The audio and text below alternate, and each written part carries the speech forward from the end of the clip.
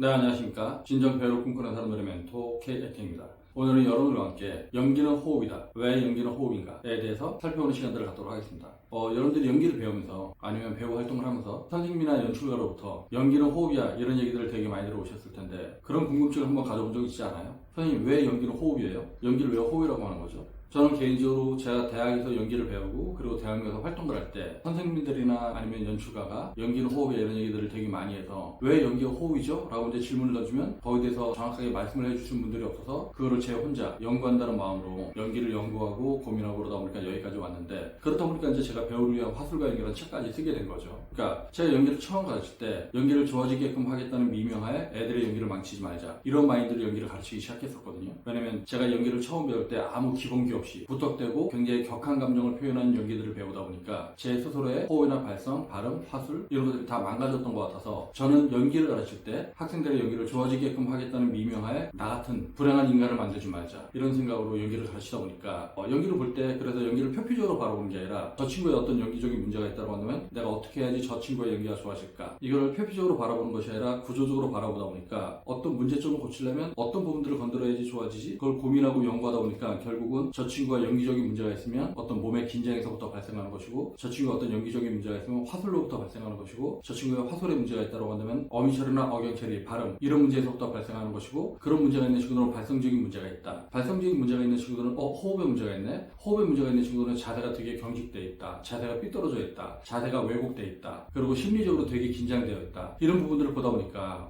궁극적으로 연기가 좋아지려면 결국은 호흡적인 부분이 해결이 돼야지 연기가 좋아지는구나. 이런 걸 하다 보니까 쌤들이 옛날에 왜 연기는 호흡이다 이런 얘기를 했는지 그때서야 이해가 됐었는데 연기는 결국 이제 호흡이죠. 여러분들이 말을 한다고 하는 건 뭐 하는 거예요? 숨을 쉬고 소리를 내고 그 소리에 여러분들이 하고 싶어하는 어떤 생각을 소리의 형식에다 얹어서 발음을 하는 거잖아요. 즉 숨을 쉬어야지 소리를 내고 소리를 내야지 말을 하고 말을 해야지 내가 가지고 있는 생각, 내가 가지고 있는 마음을 말의 형식으로 상대방한테 전달할 수가 있는 거죠. 그러니까 우리가 제대로 된 말을 하기를 하려면 화술 이전에 내가 어떻게 소리를 낼 것인가의 문제를 신경 써야 되고요. 그리고 그 소리의 문제를 신경 쓰기 전에 내가 어떻게 숨을 쉬어야 되는가 이걸 본질적으로 생각해야 된다고 하는 거죠. 그리고 숨을 쉴 때도 우리가 복식호흡을 해야 된다고 하잖아요. 복식호흡을 해야지 내가 호흡을 안정적으로 유지하면서 안정적인 목소리를 쓸 수 있고 안정적인 목소리를 쓸 수 있을 때 말도 정확하게 할 수가 있는 거니까. 근데 내가 이 복식호흡을 제대로 하려면 일단 자세가 안정적이 돼야 됩니다. 즉 자세가 한쪽으로 삐뚤어져 있거나 아니면 목이 이렇게 튀어나와 있거나 아니면 무게중심이 깨져 있거나 척추가 삐뚤어져 있거나 이런 식이 되면 어떤 식이든 내 호흡 근육에 긴장을 준다고 하는 거죠. 호흡 근육에 긴장을 주게 되면 우리가 자유로운 복식호흡을 할 수가 없습니다. 자유로운 복식호흡을 할 수가 없으니까 소리도 왜곡되게 되고 소리가 왜곡되게 되니까 목에 힘을 주게 되고 목에 힘을 주니까 발음도 안 좋아지고 말도 부정확하게 하게 되는 거죠. 그리고 그렇게 말을 부정확하게 하니까 어떻게 연기를 자연스럽게 하겠어요. 그죠? 그리고 우리가 감정을 표현한다고 하는 건 뭐예요? 감정을 표현한다고 하는 건 결국 내가 슬프거나 화가 나거나 아니면 기쁘거나 놀라거나 이런 것들인데 그 모든 것들도 호흡하고 연결되는 거죠. 즉 내가 화를 내려면 어떻게 해야 돼요? 화난 호흡이 있어야 되죠.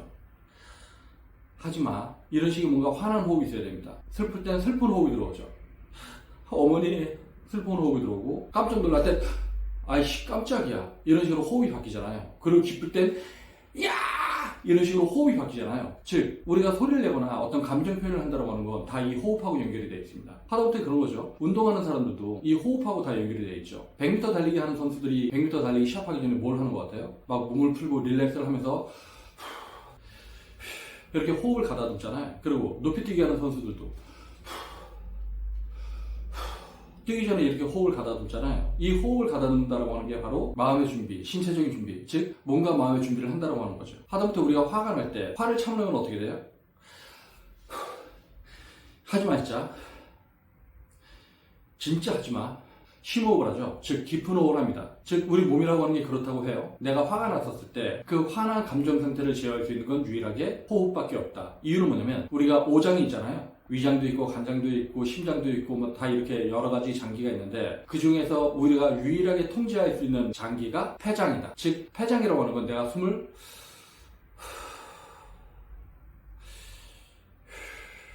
어떻게 쉬느냐에 따라서 폐가 부풀었다 줄었다 부풀었다 줄었다 하는 거잖아요. 그래서 우리가 숨을 느리게 쉬고 천천히 쉬면 우리 몸은 내가 괜찮네, 심리적으로 괜찮네, 내가 굉장히 안정되어 있네. 그래서 우리가 화가 날 때 심호흡을 한다고 하는 건 뭐냐면 내가 느리게 깊은 숨을 쉼으로써 내 몸이, 내 마음이 나는 화가 난 게 아니라 내가 호흡이 느려지고 천천히 가니까 심리적으로 괜찮은 상태야 라고 나한테 위로를 준다고 해요. 그래서 호흡을 느리게 쉴 수 있고 호흡을 천천히 쉴 수 있고 깊이 쉴 수 있으면 내 화를 다스릴 수 있다고 하는 거죠. 이거는 뭐 하버드 대학에서 연구한 결과라고 하는데 제가 생각도 그런 것 같아요. 내가 호흡을 다스릴 수 있을 때 분노도 다스릴 수 있고 슬픔도 다스릴 수 있고 격한 감정도 제어할 수 있다고 하는 거죠. 즉 배우와 연기를 한다고 하는 건 이 감정을 통제하는 거잖아요. 내가 슬퍼하기도 해야 되고 화도 내야 되고 놀라기도 해야 되고 무서워하기도 해야 되고 내가 누군가를 협박도 해야 되고 그러한 감정적인 상태를 뭘로 통제를 하겠냐고요. 그러니까 여러분들이 한 번만 생각해보면 여러분들이 일상의 여러분들이 감정적인 상태를 잘 한 번만 관찰을 해보시면 이 모든 것들이 호흡하고 연결되어 있다고 하는 걸 알 수가 있을 거예요. 제가 유튜브를 찍을 때 여러분들이 이렇게 포즈를 주면 자꾸 스킵을 할까봐 말과 말 사이가 서로 뜨지 않게끔 컷 편집을 한 상태에서 여러분들한테 동영상을 보여주니까 여러분들이 제가 어디서 어떻게 숨을 쉬는지 잘 안 보일 텐데 근데 제가 이렇게 말을 한다고 하는 건 결국 숨을 쉬고 있기 때문에 말을 하는 거겠죠. 그리고 숨을 쉬고 있기 때문에 소리를 내는 겁니다. 그러니까 이 호흡이라고 하는 건 내가 엄마 뱃속에서 태어나서 이 세상에 나온 순간부터 내가 죽는 그 순간까지 그러니까 우리가 죽은 상태, 돌아가신 상태를 갖다 뭐라 그래요? 운명하셨습니다. 돌아가셨습니다. 숨 넘어가셨습니다. 이렇게 표현하죠. 즉 숨이 넘어갔다. 숨이 넘어갔다라고 하는 게 뭐예요? 폐에 공기가 항상 이렇게 들어가는데 폐에 공기가 서서히 덜 차기 시작해요. 덜 차다가 더 이상 폐로 숨이 안 들어가면 하고 죽는 순간 우리가 그걸 갖다가 숨 넘어가셨습니다 하는 거죠. 숨이 폐로 들어가야 되는데 목 위로 넘어가서 더 이상 내 몸 안에 공기가 들어가지 않으니까 그 상태에서부터 죽은 상태라고 우리가 표현을 하는 거죠. 즉 우리가 숨을 쉬지 않으면 우리가 호흡을 하지 않으면 우리는 죽은 상태가 되는 겁니다. 근데 여러분들이 연기를 할 때는 어떻게 돼요? 여러분들이 연기를 할 땐 대사가 써 있으니까 이 앞대사 다음에 뒷대사가 어떻게 나오는지를 알아요. 그래서 여러분들은 어떻게 돼요? 이 대사가 써 있는 대로 막 읊어대기에 급급합니다. 즉 되게 급하게 대사를 갖다 쳐나간다고 하는 거죠. 그리고 그렇게 급하게 대사를 쳐나가면서 감정 있는 척 하다 보니까 더 호흡을 쥐어짜게 되죠. 그렇게 호흡을 쥐어짜니까 어떻게 돼요? 목에 핏대 세우고 온몸에 힘을 주고 어깨에 힘을 주고 이런 식이 되니까 어떻게 자연스러운 연기가 되겠어요. 그죠?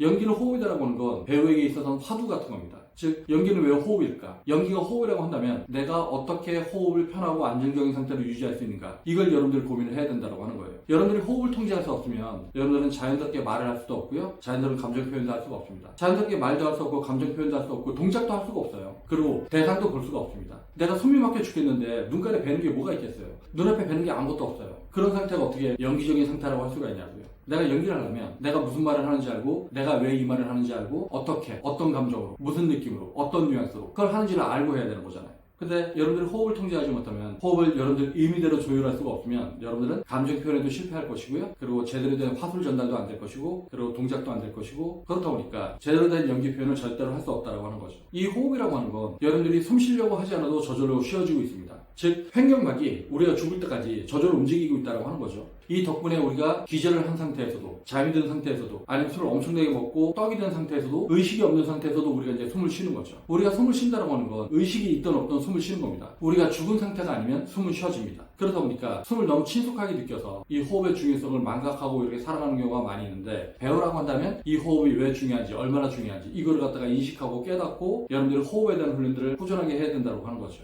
그러니까 여러분들이 감정에 대한 훈련하고 대사에 대한 훈련하고 동작에 대한 훈련하고 얼굴 표정에 대한 훈련하고 이 모든 훈련들을 한다고 하는 게 뭐냐면 결국은 호흡을 어떻게 통제할 것인가, 호흡을 내가 어떻게 갈무리할 것인가, 호흡을 내가 어떻게 정리할 것인가 이거에 대한 훈련이라고 생각하면 돼요. 네, 오늘은 간단하게나마 연기는 호흡이다. 왜 연기는 호흡인가에 대해서 이제 살펴보는 시간을 가졌는데요. 여러분들이 이것들을 바탕으로 여러분들이 궁극적으로 지향해 드는 연기가 좀 더 뚜렷해져서 올바른 연습 방향성 이거를 설정하길 바라겠습니다. 네, 오늘 동영상은 여기서 마치겠습니다. 그러면 다음 동영상 볼 때까지 안녕.